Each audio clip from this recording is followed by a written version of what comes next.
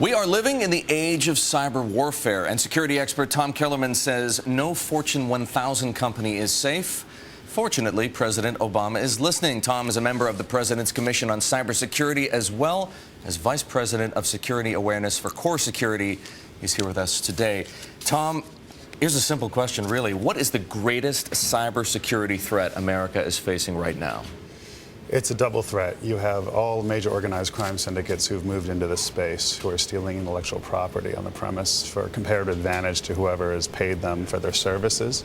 But you also have 108 countries that have dedicated cyber warfare capabilities that are leveraging these capabilities to gain comparative advantage against the U.S. So on the one hand, there's political warfare being waged, and on the other hand, there's corporate warfare being waged. Do we have any idea how big relative to the other each of them is? Well, we hear so much about China, for example, and Russia. In fact, we were just talking about the Chinese and Russians and other countries hacking their way into a dozen companies that we've all heard of but didn't know had been hacked. Well, according to the General Accounting Office, over $50 billion a year is lost to economic espionage or intellectual property theft in the U.S. every year. And the British government recently came out with a statistic of £21 billion lost last year from intellectual property theft alone to the British economy. Wow, those are pretty big numbers, and I presume growing. Very much so, and that doesn't include all of the financial crimes and financial fraud and the national secrets that are stolen as well through hacking. Is this effectively the price that we are paying as a society, as a country, for productivity and the mobility that computers and our reliance on information has given us? Very much so. The internet is actually not a pacific environment, it's a hostile environment. And the reality being it's an arms bazaar out there where people can leverage asymmetrical capabilities. Does the government get this? The government does get this. The problem is the government cannot protect the 85% of the critical infrastructure that exists in the private sector hands. The private sector has to protect themselves because they can no longer rely on the government to protect them from this onslaught. Okay, but does the private sector get it then? Not yet.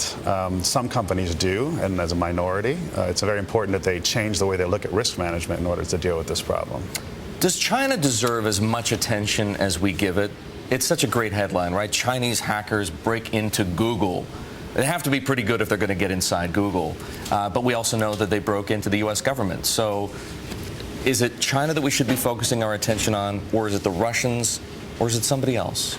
A multitude of adversaries. The Chinese campaigns, the 1,000 grains of sand approach to infect tens, if not dozens, of U.S. companies to steal the intellectual property and to put backdoors in sensitive systems is very concerted effort. But more importantly, I think to recognize and appreciate that many times the adversary is already within your systems. Tom, I want to know, and I think everybody out there wants to know, how bad might this get? I don't want to talk about the worst case scenario because you just need to let your imagination run away with yourself. What's a probable scenario? Probable scenario is not about disruption of service or taking the internet down or losing critical infrastructure. The reality is the enemy is colonizing our infrastructure, and they're taking away comparative advantage and destroying the economic security of the United States by stealing our intellectual property and backdooring our financial systems. Is there any idea how much it is ultimately going to cost to protect against this? Clearly, it's on a company-by-company basis, and if you're a big company like a bank, you're warehousing a lot of data. The costs could be, I presume, in the hundreds of millions of dollars over time. But collectively, has anybody ever tried to ballpark that? Well, given the savings of implementing IT technologies instead of brick and mortar, and the fact that only 6% of the IT budgets are being spent on cybersecurity, you realize that there's a problem vis-a-vis reinvesting in the sustainability of the IT infrastructure. An imbalance, right, exactly. If you will. What about the public service? This is a bit of an odd question, but we were talking about Anonymous. This nebulous group of hacktivists, they like to call themselves. Sure. They're getting involved in the Bradley Manning, Julian Assange WikiLeaks case. Very sophisticated. But they have also brought to light some things that we previously didn't know. For example, it was only because of Anonymous that we found out that Morgan Stanley had been infiltrated. It's only because of Anonymous that we know that GE, DuPont, Johnson & Johnson have been infiltrated. Is there possibly a public service being rendered there?